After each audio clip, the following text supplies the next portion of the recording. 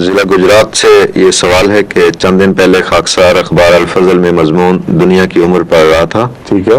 مصنف نے حضرت مسیح موعود علیہ السلام کی کتاب چشمہ معرفت کے حوالہ سے ایک بات کہی ہے کہ خدا تعالیٰ کی وحدانیت اس بات کا تقاضا کرتی ہے کہ اس کائنات یا زمین و آسمان پر ایک ایسا وقت دور آئے کہ ہر ایک چیز کا لدم ہو جائے, صرف ذات باری باقی رہے. اس صورت میں سوال پیدا ہوتے ہیں جنت و دوزخ وغیرہ یا انسان کی اخروی زندگی وغیرہ یہ سب چیزیں بھی فنا ہو جائیں گی. اگر ایسا ہے جیسا کہ بادی نظر میں اس تحریر سے معلوم ہوتا ہے تو پھر تو انسانی پیدائش بھی ایک بے فائدہ اور لغو شے معلوم ہوتی ہے. ٹھیک ہے, میں بتاتا ہوں اس کا جواب. پہلے بات تو یہ ہے کہ بادی نظر لفظ میں آپ کے سوال کا جواب آ گیا ہے. بادی نظر کہتے ہیں بیرونی نظر اور سرسی نظر سے کسی چیز کو دیکھا جائے.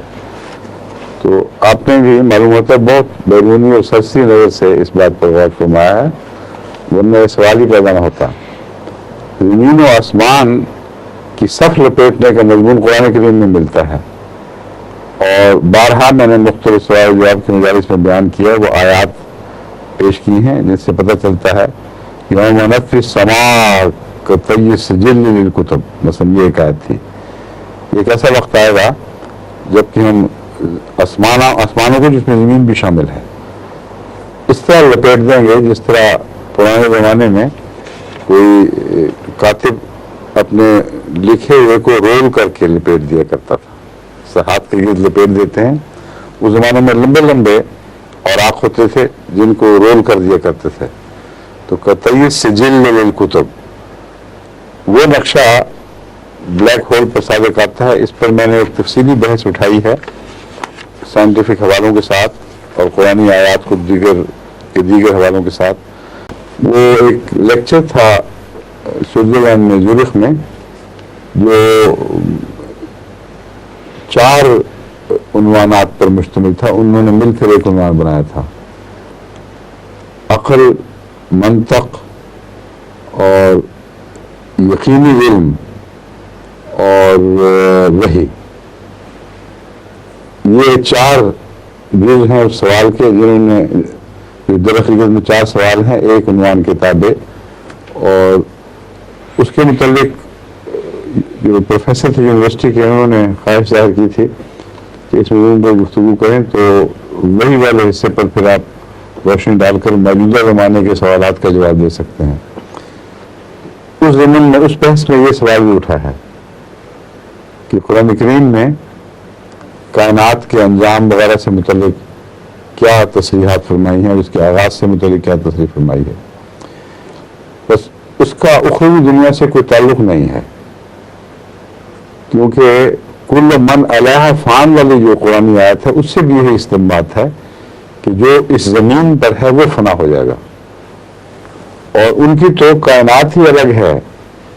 جب بھی حضرت مسیح موعود علیہ السلام اس کائنات کے ختم ہونے کی بات فرماتے ہیں اس میں وہ اخروی دنیا کے جہان کا کوئی ذکر نہیں ہے, کیونکہ وہ جہان اس سے مختلف نوعیت کا اور الگ ہے, اور کلیتاً خدا کی ذات پر اس کی زندگی کی ایسی واضح بنا ہے کہ اس میں کوئی شک نہیں ہو سکتا کہ خدا کے سوا بھی کوئی ہے.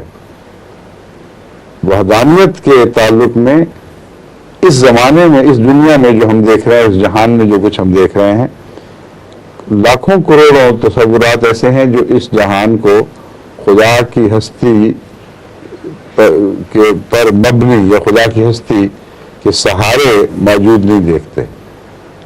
وہ سمجھتے ہیں کہ خدا ہے ہی نہیں, یہ کائنات سب کچھ اپنی ذات میں اپنے وجود میں خود قائم ہے.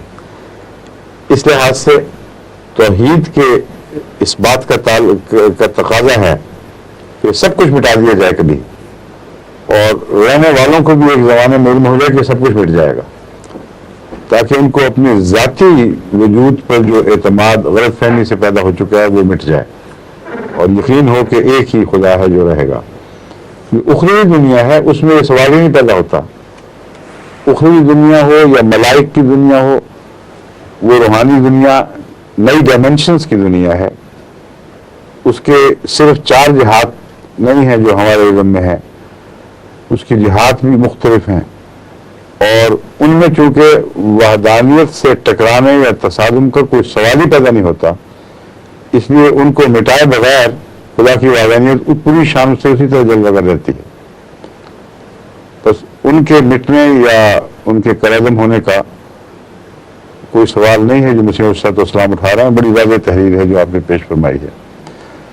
دوسری بات یہ ہے کہ یہ کہنا، اگر فرض کریں کہ اس کائنات کی ایک عمر طبی ہو، اس میں وہ مٹ جائے، اور اس میں اس کائنات کے سے پیدا ہونے والے باقی اجسام بلکہ ارواح بھی مٹ جائیں، یعنی اجسام سے مراد اخروی دنیا میں جو جسم ان کو عطا ہوگا اور ارواح جو اس جسم سے تعلق رکھتی ہیں وہ سارے بھی مٹ جائیں، تب بھی آپ کا یہ سوال درست نہیں ہے کہ اس سے کائنات باطل ثابت ہو جائے گی.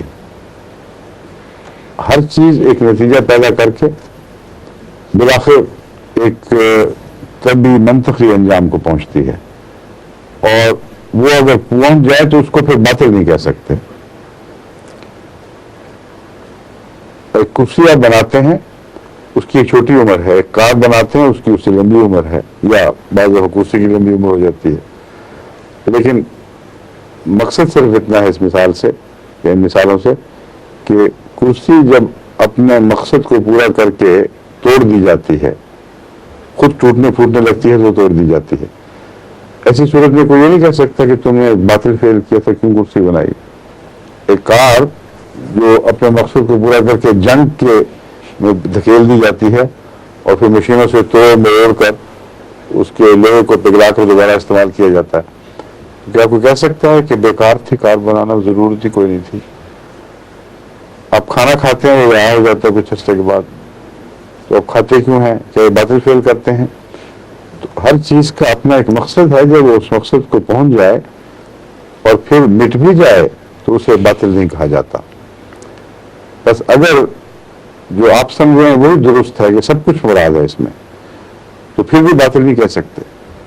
ایک عظیم دور، طویل دور ہے جس میں اتنا لمبا زمانہ ہے کہ انسانی ذہن اس زمانے کا اپنی توفیق کے حساب سے صحیح تصور بھی نہیں کر سکتا، کیونکہ اس دنیا کے ذرات میں سے پروٹون کی زندگی سب سے لمبی ہے، اور پروٹونز کے اوپر جو تحقیقات ہو رہی ہے وہ 100 raised to the power of 34 تک کا حساب جا چکا ہے، پہنچ چکا ہے.